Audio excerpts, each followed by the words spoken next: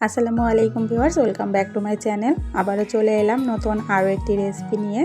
আজকে আমি রান্না করে দেখাবো নতুন আলু দিয়ে চিকেন।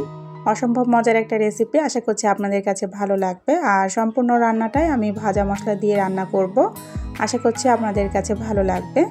চিকেন রান্না করার জন্য আমি এখানে অর্ধেকটা চিকেন ভালো করে পরিষ্কার করে ধুয়ে নিয়েছি, একটা চালনিতে উঠিয়ে নিয়েছি যেন পুরোপুরি পানিটা ঝরে যায়। এবার এর মধ্যে আমি হলুদ আর লবণ মেখে নিব। তো হলুদ আর লবণটা দিয়ে হাত দিয়ে ভালো করে মেখে নিয়েছি। এবার এগুলোকে ভেজে নিব। চুলায় একটা কড়াই বসিয়ে পরিমাণ মতো তেল দিয়ে নিলাম। তেলটা যখন গরম হয়ে যাবে তখন এর মধ্যে একে একে চিকেনগুলো দিয়ে আমি ভেজে নিব। অর্ধেকটা দিয়ে তারপরে ভেজে নিচ্ছি।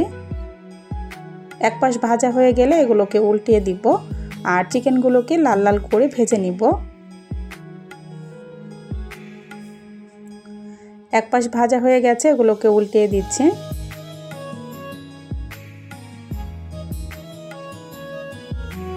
চিকেনগুলো আমার ভাজা হয়ে গেছে, এগুলোকে উঠিয়ে নিব।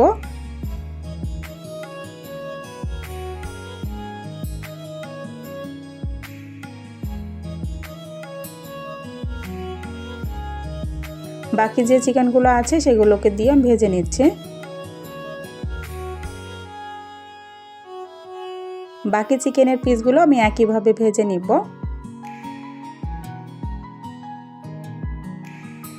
এগুলো ভাজা হয়ে গেছে, উঠিয়ে নিচ্ছি।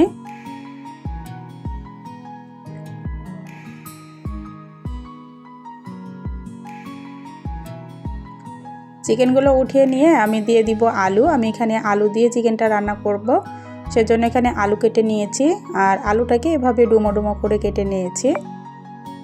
আলুটাকে আমি লাল করে ভেজে নিব। আলুটাও ভাজা হয়ে গেছে, উঠিয়ে নিচ্ছি। ওই একই তেলে আমি দিয়ে দিচ্ছি পেঁয়াজ। পেঁয়াজটাকে একটু মোটা করে কেটে নিয়েছি। পেঁয়াজটা দিয়ে আমি কিছুক্ষণ ভেজে নিয়েছি। এর মধ্যে দিয়ে দিচ্ছি গরম মশলা। আমি এখানে গোটা গরম মশলাটা দিয়েছি। এবার পেঁয়াজ আর গরম মশলাটা কিছুক্ষণ ভেজে নিব। কিছুক্ষণ পেঁয়াজ আর গরম মশলাটা ভেজে নেওয়া হয়ে গেলে এর মধ্যে টমেটো দিয়ে দিব। আমি এখানে দুইটা বড় সাইজের টমেটো কুচি করে নিয়েছি, এখানে দিয়ে দিলাম। এবার টমেটোটাকে আমি কিছুক্ষণ ভেজে নিচ্ছি। টমেটোটা যখন সিদ্ধ হয়ে যাবে আর এর কাঁচা গন্ধটা চলে যাবে তখন এগুলোকে উঠিয়ে নিব। টমেটো আর পেঁয়াজটা আমার ভাজা হয়ে গেছে, এগুলোকে একটা ছাঁকনা চামচের সাহায্যে উঠিয়ে নিচ্ছি। তো এগুলোকে তেল ঝরিয়ে উঠিয়ে নিতে হবে। এগুলো আমি উঠিয়ে নিয়েছি। বাকি তেলের মধ্যে আমি আরও একটু তেল দিয়ে দিলাম। এবার এর মধ্যে আদা আর রসুন দিয়ে আমি 1 মিনিটের মতো ভেজে নিব।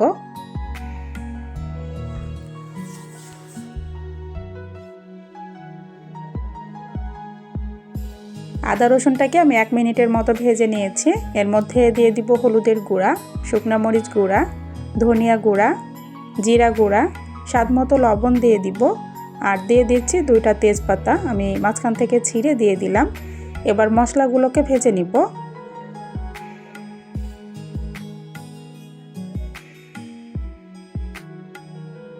এইভাবে সব ধরনের মশলাটা একবার ভেজে এই চিকেনটা রান্না করে দেখবেন, অসম্ভব মজার হয় খেতে।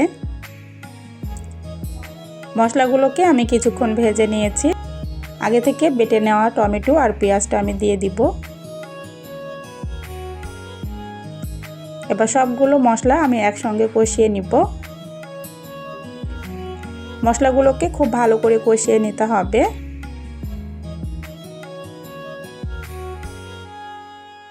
এবার বাটিটা ধুয়ে একটু পানি দিয়ে দিচ্ছি, দিয়ে মশলাগুলোকে ভালো করে কষিয়ে নিতে হবে।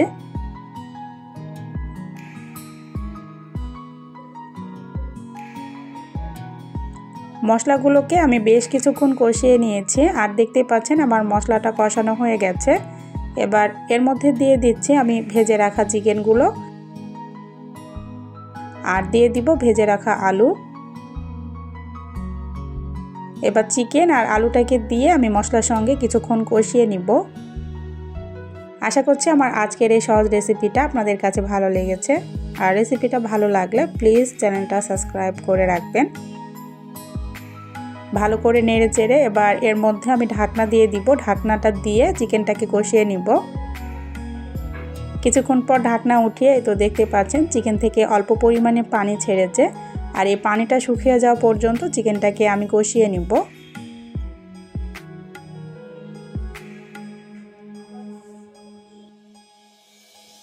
মাংসগুলোকে আমি বেশ কিছুক্ষণ কষিয়ে নিয়েছি। এবার এর মধ্যে পরিমাণ মতো পানি দিয়ে দিব।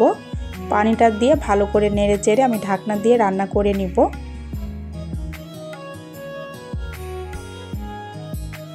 ঢাকনা দিয়ে রান্না করে নিব 5 থেকে 7 মিনিটের মতো।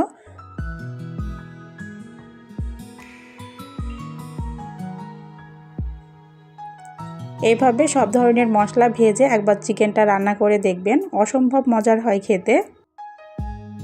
তো আমি মোটামুটি 7 মিনিট পর তো ঢাকনাটা উঠিয়ে নেড়ে চেড়ে দিব। আর দিয়ে দিচ্ছি 4টা কাঁচামরিচ। কাঁচামরিচটাকে দিয়ে আমি আবারও ঢাকনা দিয়ে দিব, দিয়ে রান্না করে নিব 5 থেকে 7 মিনিটের মতো।